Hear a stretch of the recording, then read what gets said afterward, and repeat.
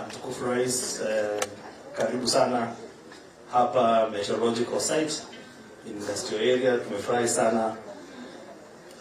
Wengi hawezi jua kwamba Your Excellency, hii kazi tulipanga tu kutoka jana. Ukasema unakuja kwenye site, ukatupatia support, and we are very grateful because you have made housing agenda to be a very important agenda in your government. Mine is very simple, is to welcome the Deputy Governor of Nairobi to come and welcome us all. Thank you so much, Governor. Karibu.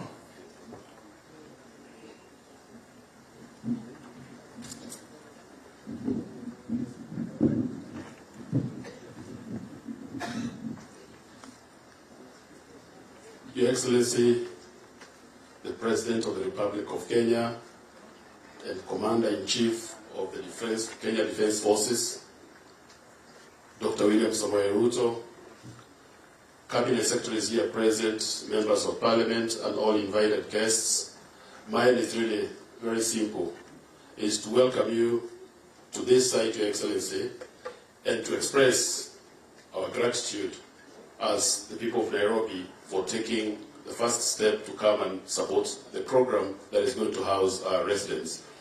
Your Excellency, you remember when we were campaigning, we said you want to create a city of order and dignity. When you have decent housing, you have dignity. And I'm very pleased that you were actually keen on knowing that the units being built here preserve and create that dignity. So without further much ado, I'd like to welcome all of you and assure you that, Your Excellency, we are behind your program, we will support the program, and we are happy that Nairobi is the first place you have come to visit and see these housing programs. Karibuni sana. Thank you very much, our Deputy Governor. Your Excellency, I'd like to acknowledge a few people in our presence. First, I'd like to acknowledge the presence of the Board of National Housing Corporation, led by the Chairman. If they can stand up so that you can recognize them. Thank you very much. Excellency, we also have in our midst our investment partners, financial institutions, and we have a few CEOs of banks that are our partners. I don't know where they are, they can stand up. Or representatives of the various financial institutions, Excellency, they are working with us on this journey. Asanteni sana. I'd also like to acknowledge the presence of the staff of the State Department for Housing and Urban Development, led by our Secretary for Housing, Manabucha, and I'm sure there are others who are seated down. Thank you very much. Excellency, we also have the NSSF, who is the main investor. We will, the CES will be speaking on behalf of the NSSF. But with this opportunity, I'd like to ask the managing trustee and the staff of NSSF. I don't know where they are, where the contractors are. We have got Infinity there, we have got Pini, and we've got Vajani. Then we also have the contractors who are doing the housing. We have Vajani, and we have EPCO, and they're all local, Excellency. I'd also like to acknowledge the presence of my fellow PSS colleagues, PS Muragori and the rest of the PSs that we had invited, Your Excellency, PS Tum and the rest of the PSs and PS Enosh, they're here. If I don't acknowledge you, I'll take this opportunity. Yes, and of course, Your Excellency, we have got members of Parliament who are key partners on this journey, so I'd like to ask all the members of Parliament here present to stand up. Thank you very much for honoring the invitation, Asante sana. And then, of course, members of the County Assembly. The members of the County Assembly, thank you very much. Your Excellency, you can see there are very many from Nairobi who have accompanied you this afternoon. I may not be able to acknowledge everybody, Your Excellency, but for all those who came here, we'd like to say thank you very much for taking time under very short notice. Thank you so much.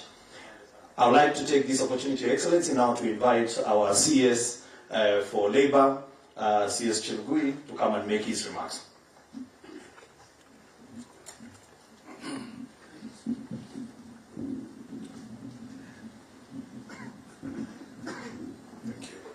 Your Excellency, the President of the Republic of Kenya, Dr. William Samoei Ruto, the Deputy Governor of Nairobi, CS President, CS Macharia, CS Karone, the CAS is present, Honorable Members of Parliament, the MCAs, the Principal Secretary is present, my Principal Secretary PS2 and Muragudi,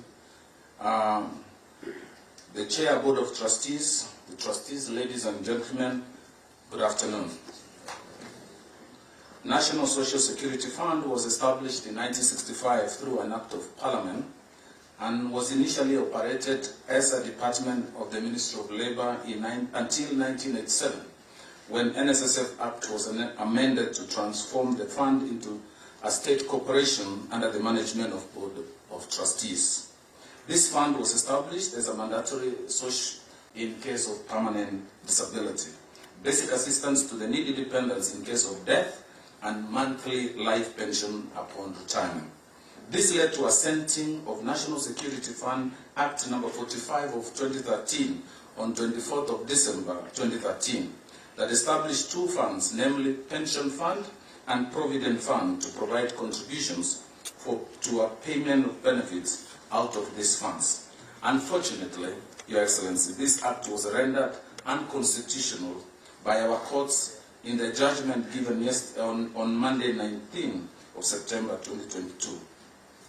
On this project, Your Excellency, Uhuru Housing Project, NSSF is the largest provident pension fund in the country, holding close to 300 billion in member funds, which represent 18% of the pension assets under the management for the whole industry. NSSF has a rich history of developing housing projects from high-end ones like the ones in Kitsuru, Mountain View, and middle-income development projects in Asina South B and Nyayo Embakasi, and affordable housing in Nyayo High-Rise.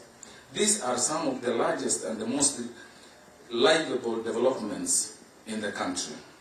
For the first time, Your Excellency, the fund is partnering with government to do developments in the scale necessary to address the nation's housing needs.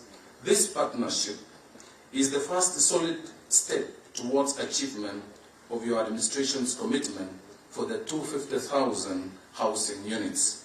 The current contribution rates makes it difficult, Your Excellency, for the fund to invest in the right scale.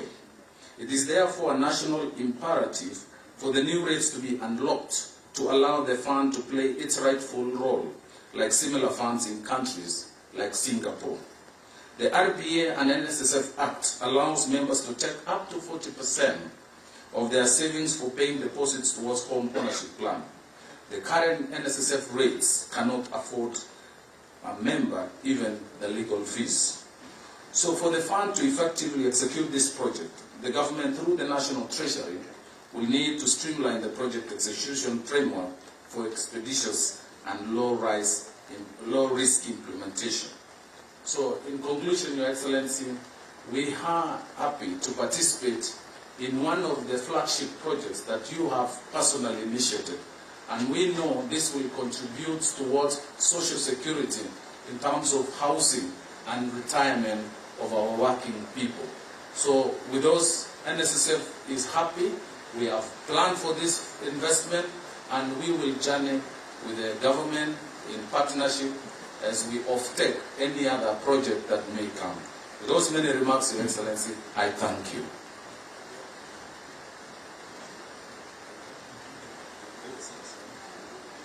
Your Excellency, with your permission, allow me to invite my colleague, CS Ministry of Infrastructure, Works, Housing, to come and address the Congression.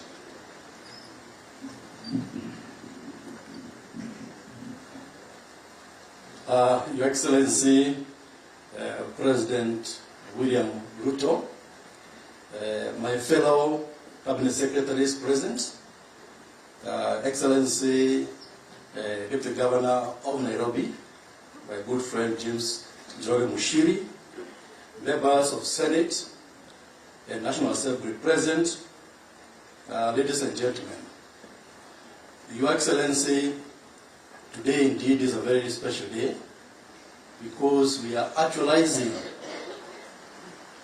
the objectives which we've had for a long time. And Excellency, on behalf of the housing sector, let me thank you for allowing time. We know you've been in office for just a few weeks, but already, Excellency, you are here in the field with us, trying to actualize one of the key objectives of our country, which is to provide affordable housing to the people.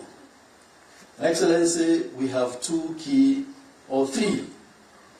key challenges when it comes to providing affordable house care and housing. One of them, Excellency, is land. The other, Excellency, is financing for the end users. And the third one is infrastructure. And sir, let me thank you very much indeed, because less land is a key issue and key challenge. Within only a few weeks in office, we have unlocked this issue, which has been actually challenging us for the last 2 years.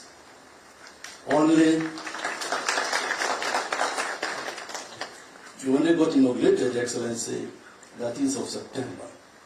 It's only about 3 weeks. And here we are on a very key issue. Today, NSSF, the investor on this site, can proceed because you have unlocked one of the key issues which have been facing us. That requires political leadership. And Excellency, if you look globally, countries which have succeeded in this particular segment of housing, they have had the benefit of having political leadership at highest level. Many of you know about Singapore and such countries, whereby despite being challenged in terms of land, Singapore has done very well because the presidency took the championship in terms of housing. Sir, the second challenge is financing. And because of your presence here this afternoon, I can see almost every bank is represented here.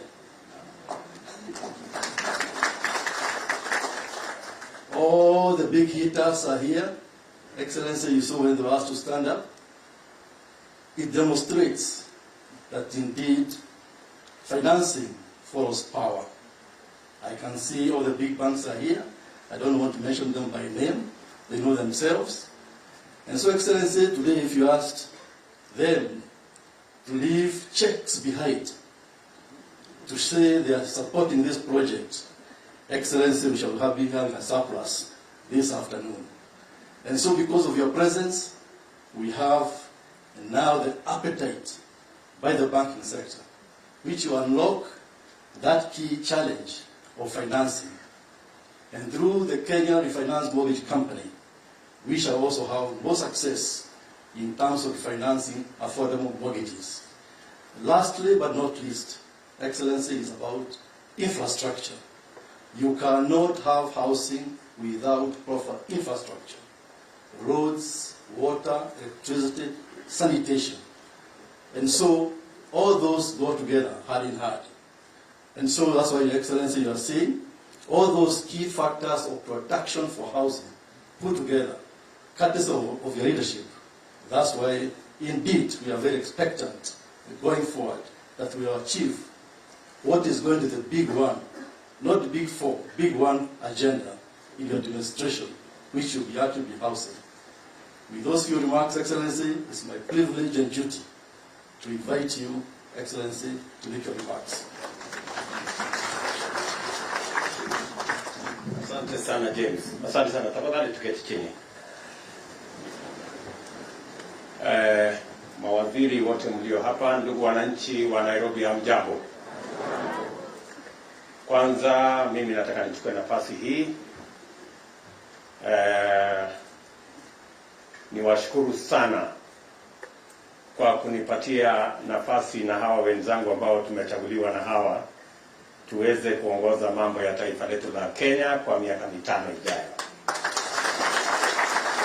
Nataka vile vile niwapongeze waheshimiwa wa kutoka mji wetu wa Nairobi, wakiwa wale wa county pamoja na bunge la kitaifa, kwa kuchukua muda wenu tuweze kushirikiana katika mpango huu wa muhimu wa mambo ya housing ambayo sana sana itafaidi miji yetu ya taifa lote la Kenya, likianza na mji wetu mkuu wa Nairobi.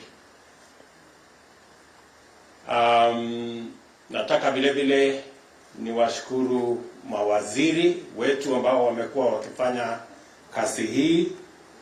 Vile mnajua, mpango hii ya housing ilikuwa ni mpango wetu pale 2017. Kati ya mpango ile tulikuwa nayo ya Big Four, one of the Big Four items was housing. I know a lot has gone into preparing for that program, and unfortunately we didn't manage to have a clear rollout of matters housing the last 5 years. I want to commit that in the last campaign, housing was a very big part of the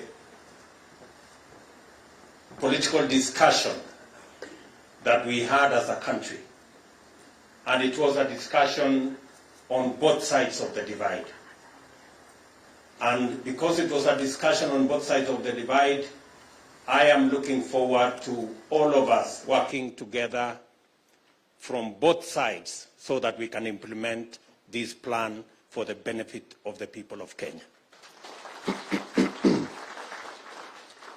As you are aware, this whole plan was premised on a couple of things that we needed to sort out. First is to make sure that there is land that is available. Number two is to make sure that we have technology that can build houses faster and in a cost-effective manner.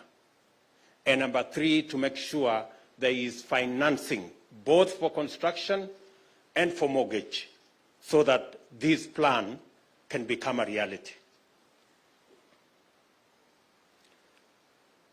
A couple of things have been done. I think we have identified a couple of pieces of land that we can implement this program. I am certain that land will not become an impediment on matters of delivery of our housing plan. We will work with the cities, we will work with the counties so that we can make land available for this plan, the housing agenda, so that we can provide better shelter for our people.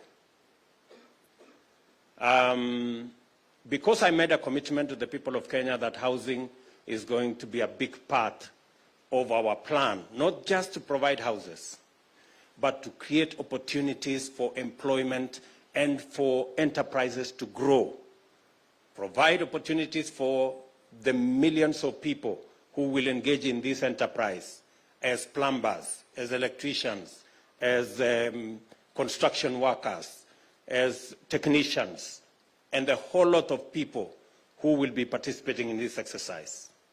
We intend also to grow enterprises, the people who will make for us doors, the people who will make for us windows, hinges, and all the other construction products that will be required for us to complete these houses, including windows, window sills, and everything else that will come along. We are going to be partnering with our TVETs and our Juakali sector to produce those products so that we can grow those enterprises as well as we work on this housing plan. The ministry already knows that we have to standardize.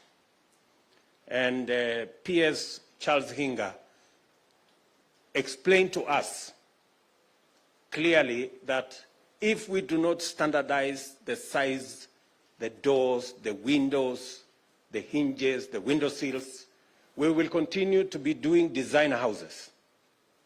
And we all know that designer products are very expensive.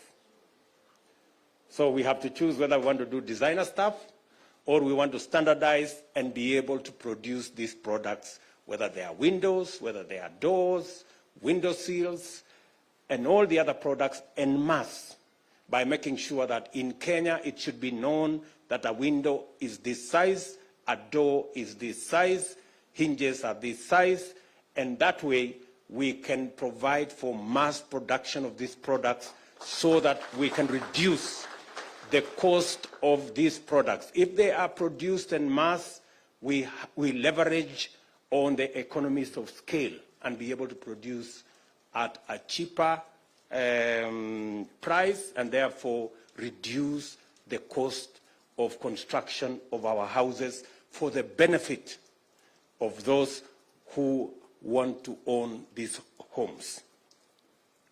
Coming to this project is very important to us because it will help us sort out one estate called Mukuru here. Mukuru Kwanjenga here, this Mukuru place, and I was there, I think, a week before the elections.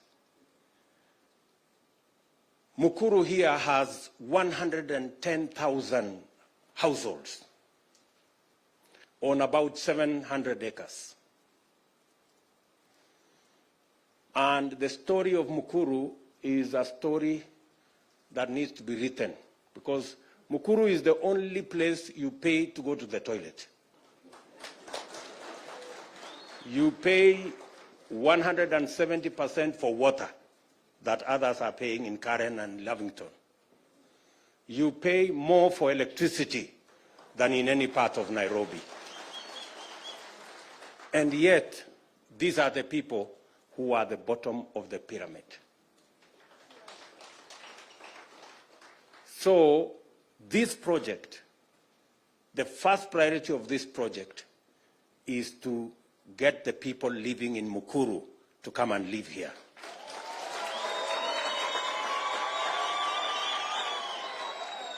The 3,000 shillings they are paying rent there, they will come and pay 3,000 here mortgage.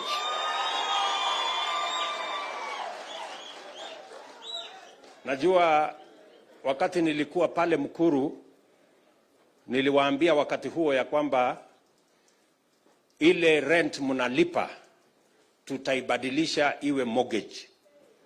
Ili ukilipa hii nyumba hapa, hiyo 3,000, baada ya miaka 20 hiyo nyumba inakuwa yako.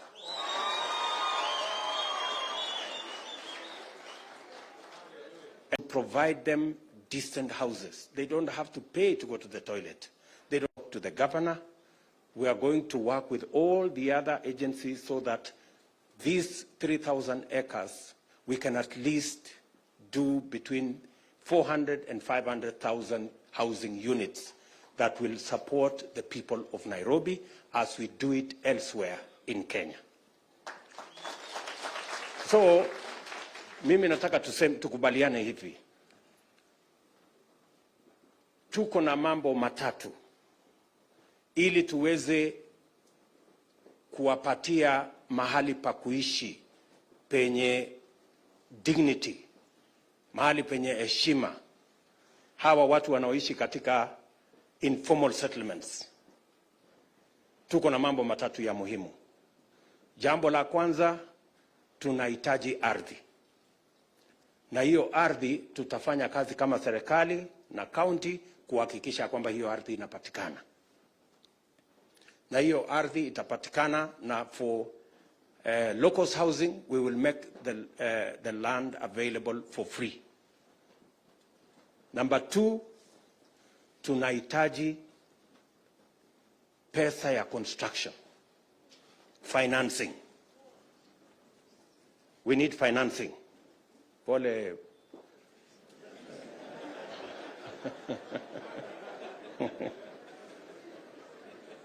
We need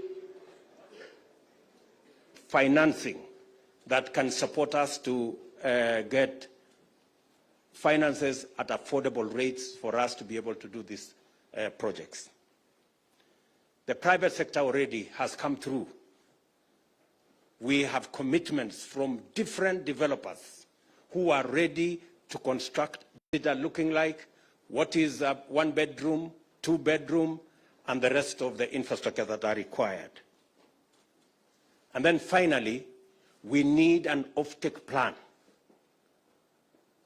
When the houses are complete, we need a mortgage system that is going to enable the people paying 3,000 shillings to pay for 15 years, to pay for 20 years, and own the houses finally. We are going to do the first two. I want to ask my good people, the legislators, nyinyi wabunge, na waomba tu kitu kimoja, munisaidie. Rata mpaka haikufaulu. We are going to bring it back to Parliament. And I want to ask my good members of Parliament, it is the opportunity. In fact, the Housing Fund will give the government of Kenya the leverage to make sure that we can raise the money to provide mortgage for the ordinary people in Mukuru and every other part of Kenya to own a home. Please, good people, it's not too much to ask from those hustlers. It is not too much to ask. Now waomba waheshimiwa, tafadhali. Yeah, now waomba. Because it's the only thing that is remaining for us to actualize this plan. At the moment, we are using the slum upgrading fund, but you know, slum upgrading fund can only go so far. The fund that will help us provide mortgage for 1-2 million houses is the Housing Fund. And I am confident that our Parliament will work with us so that we can do the right thing and provide the financial infrastructure from construction to mortgage that will support the millions of citizens who today are living in informal settlements. Hapa katika this in fact, hii ambayo imeanzishwa hapa ni ya watu wa Mukuru. Hii saa hii iko hapa. Ya watu wengine itakuja baadaye. So, na tutaketi chini na watu wa Mukuru and all the informal settlements so that tujue ni nani anaishi pale, ni nani analipa rent pale, ili wawe the first beneficiaries ya ile manyumba itajengwa katika sehemu hii. So, nataka kwanza niwashukuru EACC kwa sababu hii ardhi hapa ilikuwa imechukuliwa na watu wengine kinyume na sheria. This land had initially been grabbed by the usual notorious people. And I want to congratulate EACC for recovering this land so that we can use it for the development of social and low-cost housing here in Nairobi. 2 years ago, the government decided that we were going to do this project. But the project has not quite moved with the necessary speed because of challenges of titling. I want to congratulate the Ministry of Housing and the Ministry of Lands. I talked to them 48 hours ago. They have done everything possible, and now we have the titles for this land. We are going to give NSSF the title for this piece. We are going to give EACC the title for their piece that is next year. I think we had 3 titles. We are going to give the title for the social housing. We are going to give the title for the affordable housing. Is that correct, Charles? Yes, and then we are going to have the title for ESCC. Let me say the following so that nobody changes it midway. The bed sitters that will be available here, complete with somewhere to sleep, a small kitchen, and a shower and toilet, will be 3,000 shillings. The one bedroom is going to be 5,000 shillings, and the 2-bedroom will be 6,500 shillings. That is under the social housing plan that will involve the people of Mukuru. For the affordable housing, a 1-bedroom is going to be 6,600, and a 2-bedroom will be 10,000 shillings, and that is mortgage, not rent. That is mortgage, so that in a couple of years down the road, 15, 20, 25 years, they will become owners of this property. And we begin to transit Kenyans from majority of them paying rent to majority of them being home owners. Let me also say that for us to be able to accelerate the development of housing in Kenya, and I am not talking about Nairobi, I am talking about all our cities, largely. For us to be able to accelerate, apart from working with the counties, and I look forward that our governors will make it possible for us to have land in our major towns so that we can roll out the social and the affordable housing plans in all our cities and make 2-3 million Kenyans homeowners in the next couple of years. What we have done to make sure that that comes through is we have established the Kenya Mortgage Refinancing Company that will support the whole mortgage enterprise and backstop some of the challenges that will come with acquisition of mortgage. We have also adjusted, the CBK has adjusted prudential banking guidelines so that with more deposits, banks can do more lending as a practice, so that we can make more resources available for people who want to borrow. We have also worked with our pension schemes and made it possible that people saving in our pension schemes can have access to some of their savings so that they can put it up for home ownership.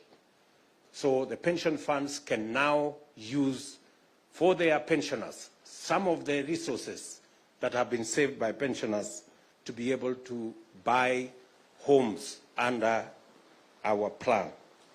And let me also say, we have made sure that affordable housing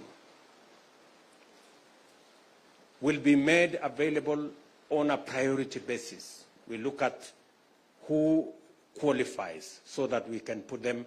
For the people in Mukuru, Kwanjenga here and the whole of Mukuru slum, we're going to work with you so that as we transit to here, we get more land in Mukuru to be able to develop more houses. 700 acres is a huge piece of land. We can settle probably about 300,000 people, 3 times the people who today are living in Mukuru Kwanjenga, with proper facilities and everything else. I have also told the ministry that this facility here, as it will be the case in all the others, this facility must have enough markets, it must have enough schools, it must have enough facilities for clinics and a proper hospital, so that the people who will be living here, because we will be talking about probably 14,000 houses in this land, which means we will have between maybe 40,000 people living here. All the children of the people who will be living here, we must have a school here where the children will go to school. We must have a hospital here. We must have a clinic here, which can make this whole this wholesome and be able to the kids of the people living in Mukuru, they hardly have a place to go to school. So we must make sure that that school is available in this facility. So with those many remarks, next week or the week after, I will be coming to Kibra. Bwana Mheshimiwa, nitakuwa huko. Kwa sababu hiyo mpango yote ya Kibra hiyo lazima tubadilishe. The slum upgrading program is beginning, and we want to make sure that the people of Kibra stop flying toilets. They can live like decent Nairobians as well. The whole of that Eastlands, we already have a plan. So nyinyi waheshimiwa, mimi niko tayari kushirikiana pamoja na nyinyi. Nimewaomba tu kitu kimoja, munipitishie housing fund, hiyo ingine nitafanya tafadhali. Na hawa watu wametupigia kura, watafurahi. Sasa wacha nichukue nafasi hii, kwa sababu nilikubaliana na Wizara ya Ardhi, na mumesikia ya kwamba saa zingine kuwa na matatizo, kwa sababu kuprocess mambo ya ardhi saa zingine inachukua muda. Na nimekubaliana na watu wa Wizara ya Ardhi ya kwamba tutabadilisha mwendo, na sio Wizara ya Ardhi peke yake, na wizara zile zingine zote.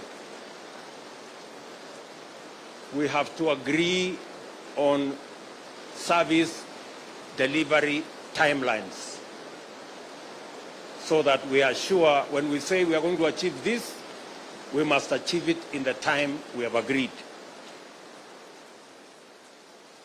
So, and to ease the coordination between the Ministry of Land and Housing, I have decided that the Ministry of Lands will now be together with Housing, so that it becomes much more easy to coordinate the whole housing agenda in the Republic of Kenya.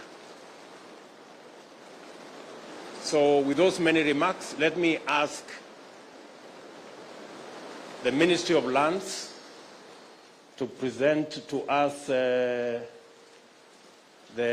titles, so that we can hand them over to the relevant agencies, and so that this project can take off in earnest.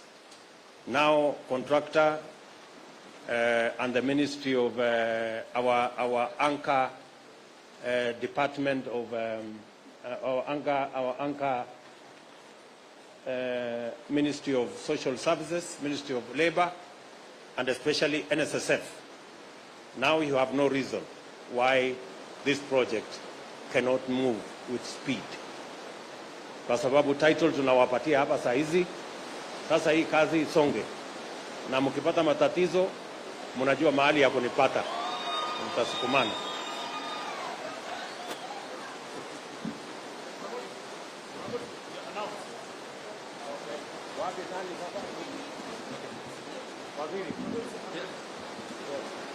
The first title is going to State Department of Housing.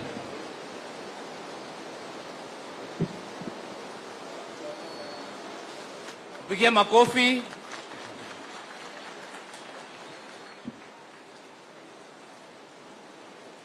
Ya pili pia inaenda State Department of Housing.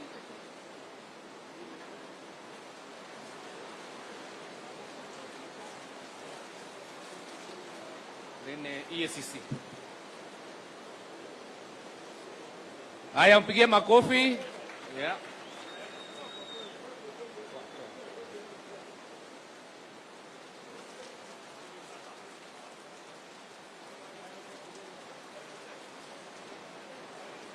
It's okay.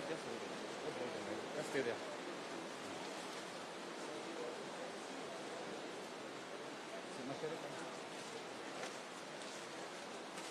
Na hiyo ni ya EACC. Maybe CS infrastructure can pick. Tuwapatia baadaye. Wapige makofi. That's a total of 60 acres.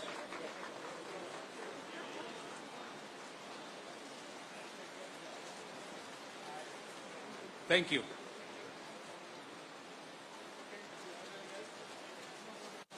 So the actual title.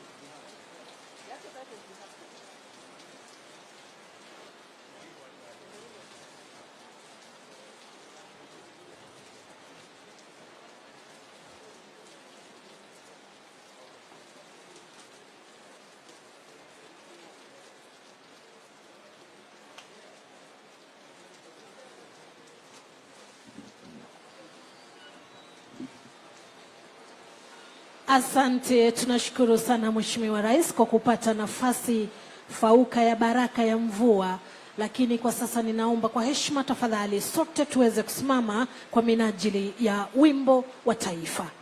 Tusimame na tutulie kwa